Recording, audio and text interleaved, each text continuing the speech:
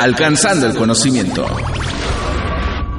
Bueno, pues en estos momentos nos enlazamos hasta la ciudad de Colima, en donde se encuentra Alejandra Pita González. La doctora Alejandra Pita González recibió también el Premio de Investigación para Científicos Jóvenes de la Academia Mexicana de Ciencias. Alejandra Cristina Pita González es de la Facultad de Ciencias Políticas y Sociales de la Universidad de Colima, con una larga trayectoria. Ella hizo el doctorado en el Centro de Estudios Históricos del Colegio de México y luego decidió probar suerte en Colima, y ahí ingresó a la Universidad de Colima, que la impulsó muchísimo, y ella impulsó a su vez la maestría en Historia. Pero pues también ha hecho otras cosas interesantes en todos sus trabajos. En unos minutos hablaremos con ella con más precisión de todo ello, pero por mencionar uno de sus libros más significativos es este de la Unión Latinoamericana, José Ingenieros y Boletín Informativo 1920-1930. Y aquí quiero retomar un artículo de mi amigo y colega Álvaro Cepeda Neri, quien en la revista Contralínea hace una crónica, una reseña muy puntual sobre una parte de este libro, de esta investigación de Pita González, y sobre todo menciona a los que colaboraron en aquel tiempo, en 1920, en la revista Renovación, donde estaba gente como Edmundo de Amicis, Germán Arciniegas, Antonio Caso, José Ingenieros, Gabriela Mistral, José Enrique Robal, María Vargas Villa, José Vasconcelos, todas ellas mentes muy brillantes, ustedes lo saben, intelectuales de aquella época. Y Alejandra Pita González realiza una investigación que ilustra cómo este grupo de intelectuales latinoamericanos se colocan a la vanguardia de una importante corriente de pensamiento político durante precisamente la década de 1920. Y son justamente los intelectuales que querían seguir el ideario de Simón Bolívar de tener una Latinoamérica para los latinoamericanos, es decir, tener un continente unido, algo así como lo que a nuestros días es la Unión Europea. Y ahí se desarrolla una línea de pensamiento crítico, intenso e interesante, que sin duda va a permear en las siguientes décadas. Sin duda hasta finales del siglo pasado. Pero bueno, para hablar de esto, vamos con Alejandra Pita, pero también déjenme decirle que ella escribe otros libros, de los que también nos comentará, y que actualmente sigue en la Universidad de Colima haciendo cosas. Pero bueno, ya, vamos mejor a que ella nos platique. ¿Cómo estás, Alejandra? Después de que recibiste este premio tú lo recibiste en 2012, pero hasta ahora se hizo por fin efectivo a este 2015. Pero cuéntanos esta experiencia, ¿cómo te sientes? Platícanos. Fue una grata experiencia en el primer momento cuando me lo otorgó la Academia de Ciencias en el 2012, y en este momento donde ya realmente, de alguna manera se cierra este proceso, ¿no? Con el acto de premiación, con conocer a los otros premiados en vivo y en directo, porque obviamente no provenimos de distintas universidades y de distintos ámbitos de la ciencia, y fue también una experiencia muy interesante a partir de esto de las entrevistas, escuchar lo que hacen los otros, escuchar cuántas cosas se hacen en México realmente en temas tan variados, pero tan innovadores, ¿no? Eso también fue una muy grata sorpresa, la verdad, como conclusión del día lunes en general, ¿no? De la ceremonia, del acto, después de la comida, de las charlas que tuvimos entre nosotros, lo que se alcanzó a hacer en ese tiempo, claro. Claro, y platícanos un poco sobre tus líneas de investigación, los libros que has hecho y sobre todo de este libro que es La Unión Latinoamericana y el Boletín Renovación, redes intelectuales y revistas culturales en la década de 1920. Es un texto que se me hace interesante, no tiene desperdicio, y pues sin dejar de pensar en lo que estás haciendo ahora, que estás haciendo un trabajo también con otros científicos del mundo, si no mal recuerdo. Sí, efectivamente.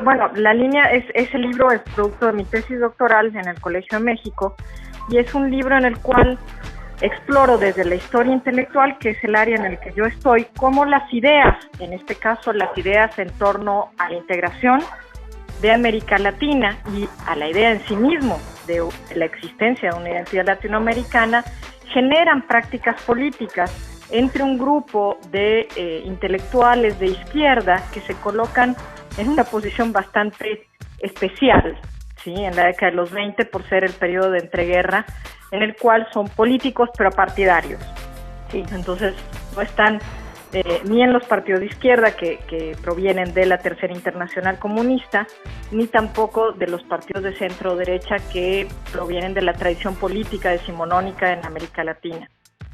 Entonces fue muy interesante contrastar cómo estas ideas latinoamericanistas, que digamos son bastante conocidas para los que nos dedicamos al estudio de la historia de América Latina, cómo realmente se aterrizan, por decirlo de alguna manera, en prácticas muy concretas, en actores sociales y políticos, como van a ser los intelectuales y sobre todo los estudiantes de las universidades latinoamericanas, y cómo esto se crea gracias a que existe en la práctica, más no en el concepto, una red, ¿no?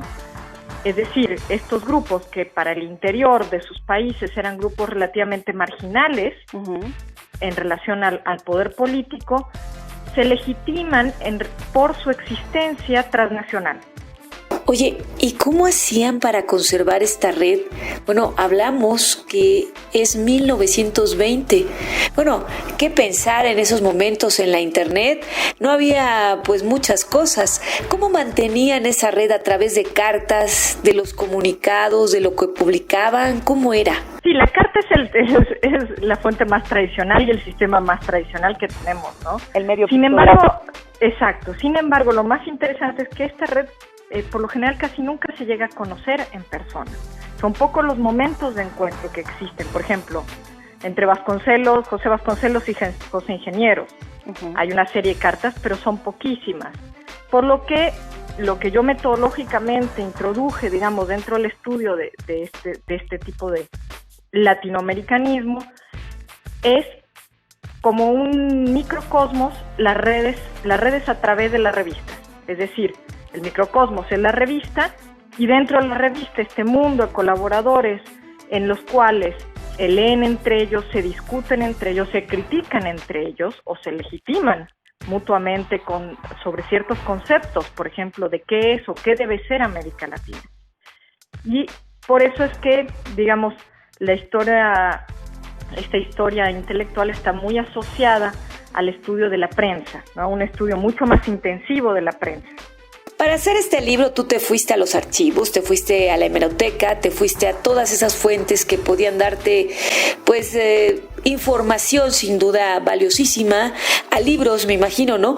De otros autores en donde podías retomar estas comunicaciones. Sí, no es fácil porque en América Latina los archivos han estado muy mermados por las dictaduras militares, y además existe una lamentable tradición de no tener conciencia del valor de nuestras fuentes históricas, motivo por el cual principalmente las fuentes las encontré en Berlín, en Washington y en las grandes bibliotecas de otros países y no en las bibliotecas latinoamericanas, ¿sí? Fue una larga búsqueda, ¿sí? Periplo para encontrar, porque además hay que encontrar la red, ver las revistas en sí. Entonces no es una sola revista, sino todas las revistas que como sujetos de análisis interactúan entre ellos. Qué interesante. ¿Y qué más? Bueno, ¿a qué conclusiones llegaste con este libro? Que bueno, te digo, me encantará leerlo, que seguramente lo voy a buscar, pero para la audiencia, ¿a qué llegaste con estas ideas latinoamericanas que finalmente pues nunca se han gestado del todo, o se gestaron pero no se han llevado a la práctica? Bueno, no se ha consolidado esa América bolivariana.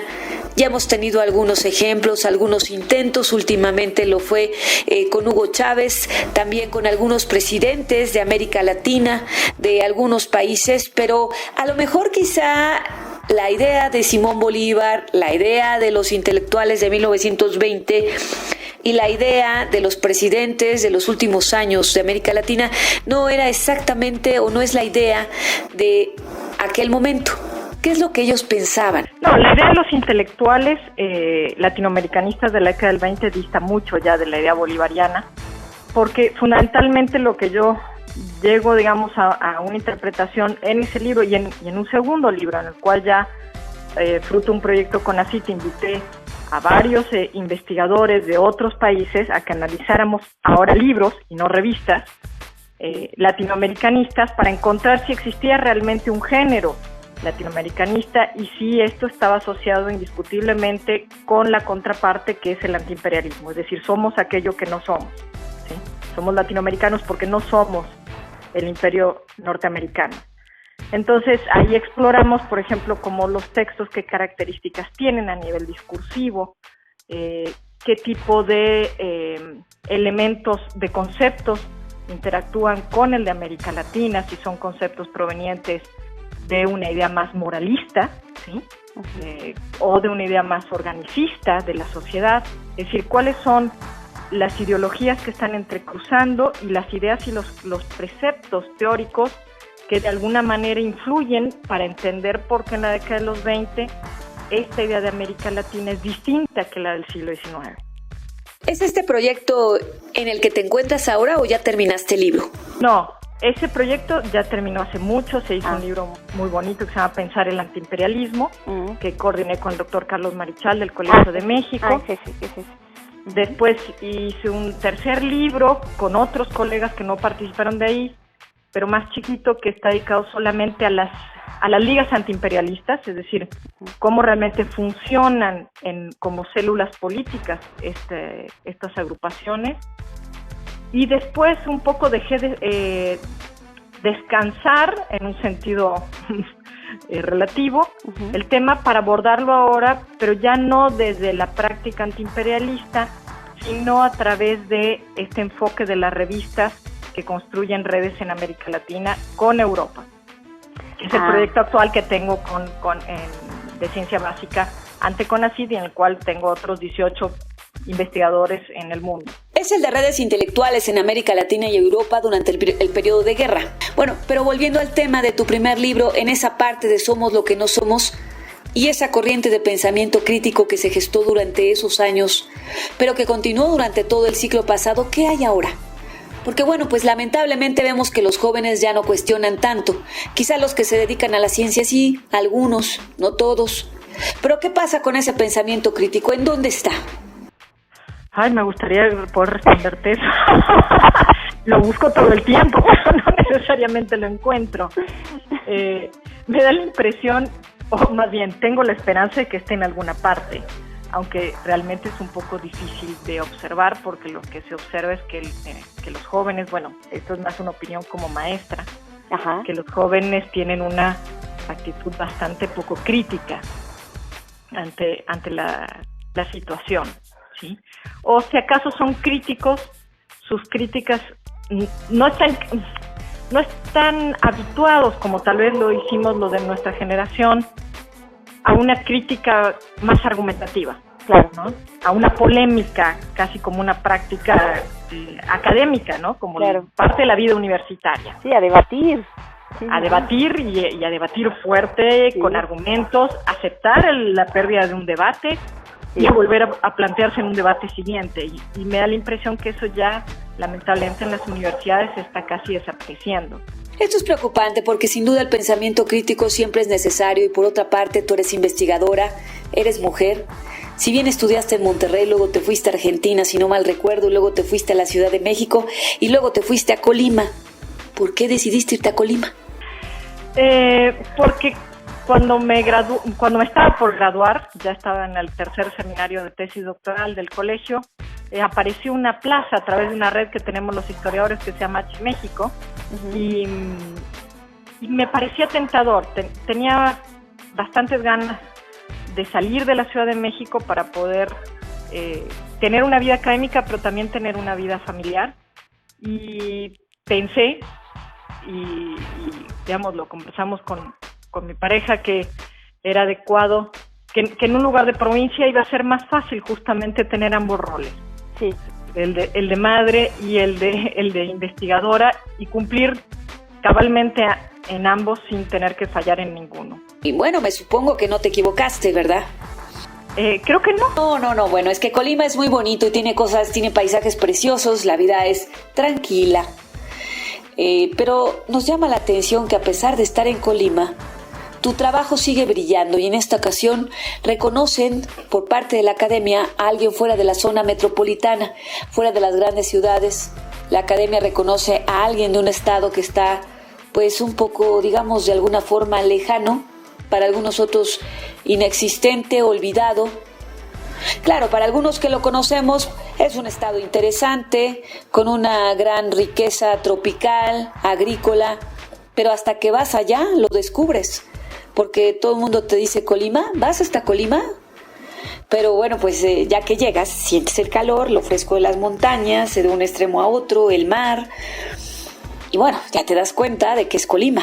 Pero me parece muy interesante este reconocimiento, más allá de que sea un reconocimiento oficial, y es algo muy bien merecido por todo tu trabajo, pero también como científica mujer, tu línea de investigación, y por estar en un lugar al noroeste del país.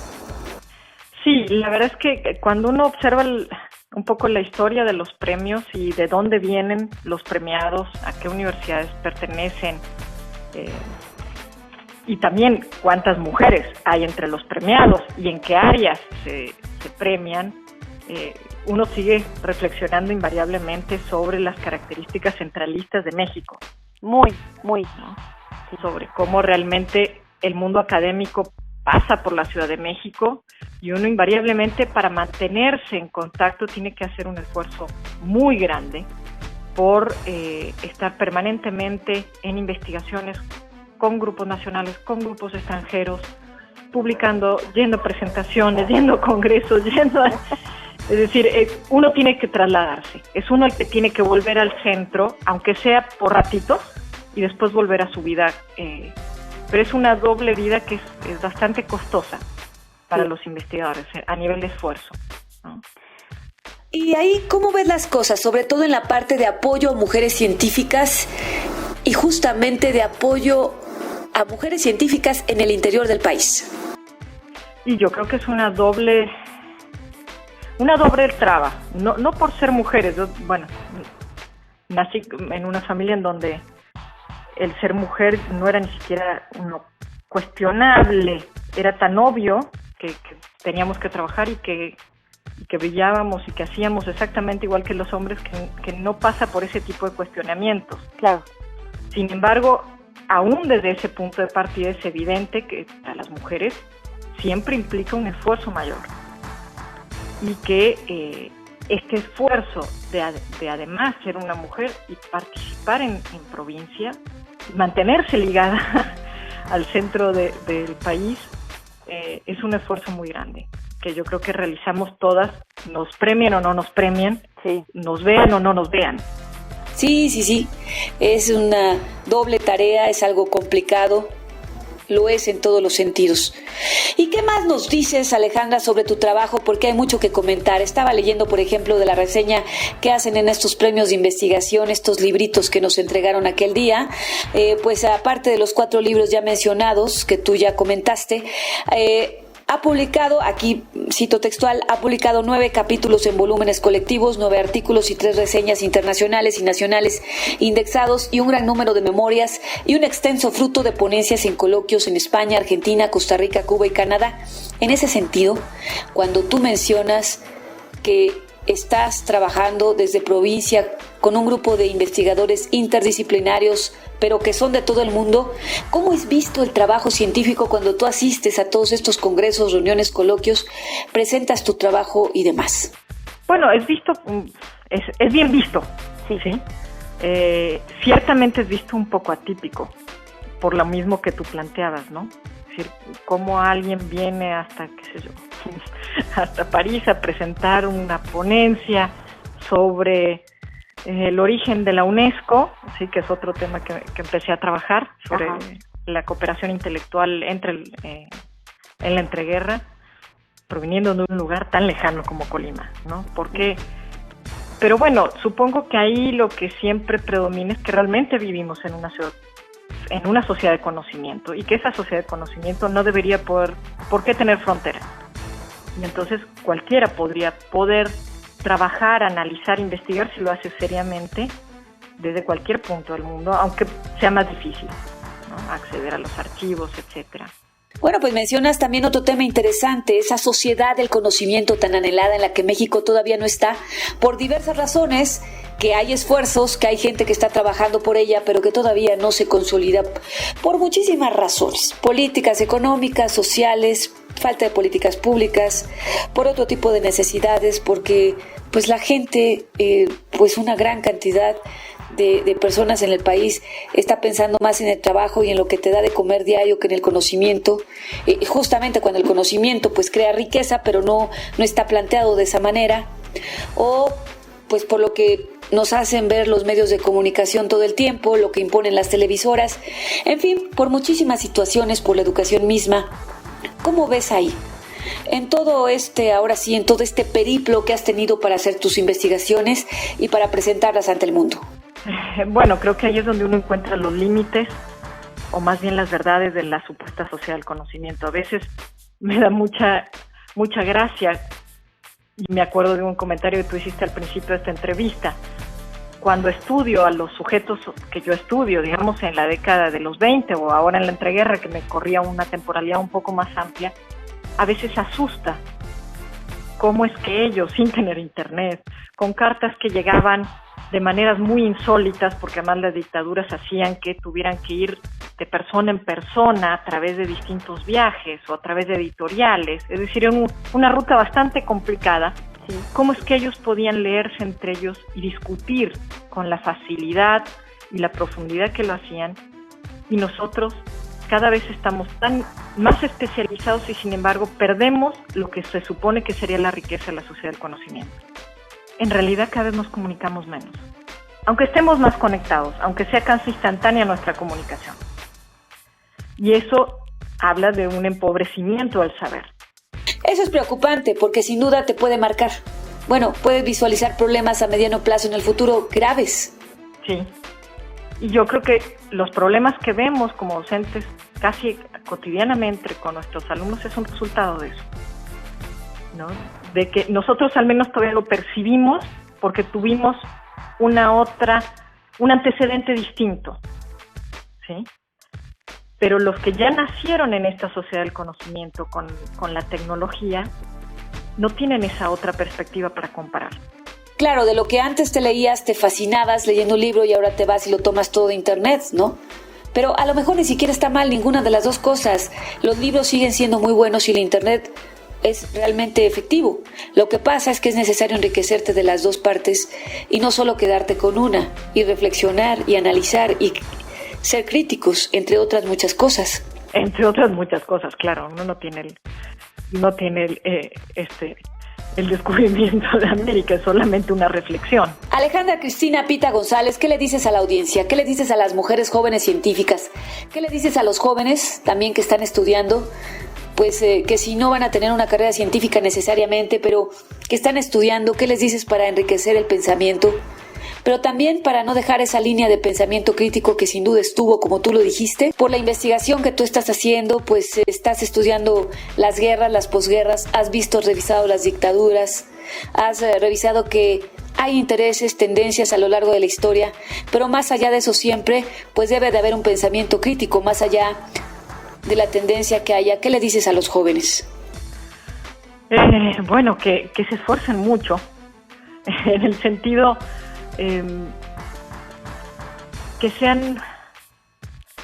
se pongan metas mucho más lejanas y que siempre estén comparándose en el buen sentido de la palabra con otros, no por una competencia un poco irracional como la que nos enseñan con ese famoso modelo de competencias, sino con la verdadera competencia, que es mirarse a uno mismo en relación a los productos que tiene, ver el impacto que tiene en la sociedad y decidir si eso fue suficiente o si uno realmente puede hacer más en la siguiente. Creo que esa es como la meta básica para todos los jóvenes que ahora que estudian doctorados, etcétera, bajo el régimen CONACYT, están en una situación un poco compleja, porque si bien CONACYT les ha facilitado enormemente, mucho más que a generaciones anteriores, el acceso a un estudio a través de las becas, después el mundo que les espera ya laboral es bastante más complejo, y en donde ahí ya no van a depender tanto de CONACYT, sino solamente de su capacidad y de su esfuerzo. Y ahí entonces, es donde, bueno, sí, ahí es donde se deben exigir más allá, como dices. Y ahí es donde ya uno queda solo para autoexigirse, más allá de las instancias externas. Alejandra Cristina Pita González, muchísimas gracias por esta entrevista y seguiremos en contacto sin duda. Si estás aquí en la Ciudad de México o nosotros vamos a Colima, pues nos encontraremos y seguiremos charlando. Con muchísimo gusto. Hasta pronto. Nos vemos, buenas noches. Alcanzando el conocimiento.